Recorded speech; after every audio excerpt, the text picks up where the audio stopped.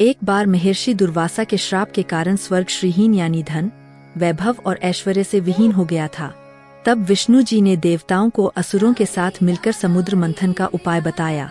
विष्णु जी ने कहा कि समुद्र मंथन से जो अमृत कलश प्राप्त होगा उससे आप सभी अमर हो जाएंगे।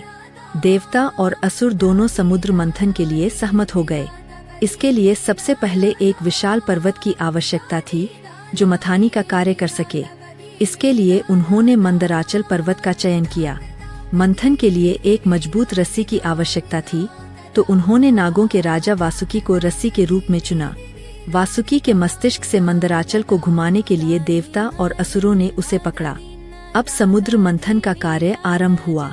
देवता मंदराचल के एक ओर खड़े हुए और असुर दूसरी ओर। वासुकी के फन को असुरों ने पकड़ा जबकि देवताओं ने उसकी पूंछ को। देवताओं के राजा इंद्र और असुरों के राजा बलि ने यह कार्य आरंभ किया, लेकिन समस्या तब आई जब मंदराचल समुद्र में डूबने लगा। देवताओं ने विष्णु जी से सहायता की प्रार्थना की। तब भगवान विष्णु ने कूर्मावतार धारण किया और मंदराचल को अपनी पीठ पर सहारा दिया। इस प्रकार समुद्र मंथन फिर से आरंभ हुआ। समुद्र मंथन के दौरान सर्वप्रथम कालकूट विष निकला था, जिसके ताप से समस्त सृष्टि में हाहाकार मच गया। तब इसे भगवान शिव ने ग्रहण कर लिया।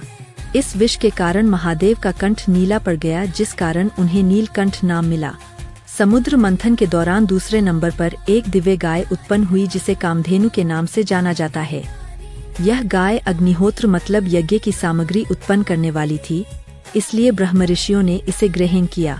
उच्चय श्रवा समुद्र मंथन के दौरान उत्पन्न हुए इस सफेद रंग के अश्व को घोड़ों का राजा कहा जाता है।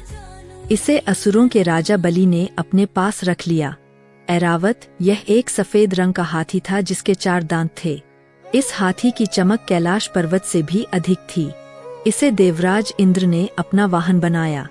समुद्र मंथन में 5वें क्रम पर कौस्तुभ मणि उत्पन्न हुई, जिसे भगवान विष्णु ने अपने हृदय पर धारण कर लिया। कल्प वृक्ष, इस वृक्ष को कल्पद्रुम एवं कल्पत्रु भी कहा जाता है। इच्छा पूर्ति वाला एक दिव्य वृक्ष है। इसे देवताओं ने स्वर्ग में स्थापित कर दिया। समुद्र मंथन के दौरान रंभा नाम की एक अप्सरा उत्पन्न हुई जो ब्रह्मांड में सबसे सुंदर नारी मानी गई। उसकी चाल मन को लुभाने वाली थी। ये भी देवताओं के पास चली गई। धन की देवी लक्ष्मी भी क्षीर सागर से प्रकट हुईं। असुर, देवता, ऋषि आदि सभी चाहते थे कि लक्ष्मी उन्हें मिल जाए, लेकिन माता लक्ष्मी ने भगवान विष्णु का वरण किया। मदिरा अर्थात वारुणी की उत्पत्ति समुद्र मंथन से ही हुई थी। भगवान की अनुमति से दैत्यों ने इसे ग्रहण किया। चंद्रमा की उत्पत्ति भी समुद्र मंथन से ही हुई है। चंद्रमा को भगवान शिव ने अपने मस्तक पर धारण कर लिया। समुद्र मंथन से पारिजात वृक्ष निकला। इस वृक्ष की खासियत यह थी कि इसे छूने से थकान मिट जाती थी। यह भी देवताओं के हिस्से में गया। समुद्र मंथन के दौरान उत्पन्न हुआ पांचजन्य शंख विजय का प्रतीक माना जाता है। यह शंख श्री विष्णु को मिला। समुद्र मंथन से सबसे अंत में भगवान धन्वंतरी अपने हाथों में अमृत कलश लेकर निकले। इन्हें भगवान विष्णु के अंशावतार और आयुर्वेद का जनक माना गया है। समुद्र मंथन से प्राप्त हुआ अंतिम रत्न अमृत था। इसके निकलते ही देवदानवों में इसे ग्रहण करने के लिए झगड़ा होने लगा। अंत में भगवान विष्णु ने मोहिनी रूप धारण करके देवताओं को अमृत पिलाकर अमर कर दिया।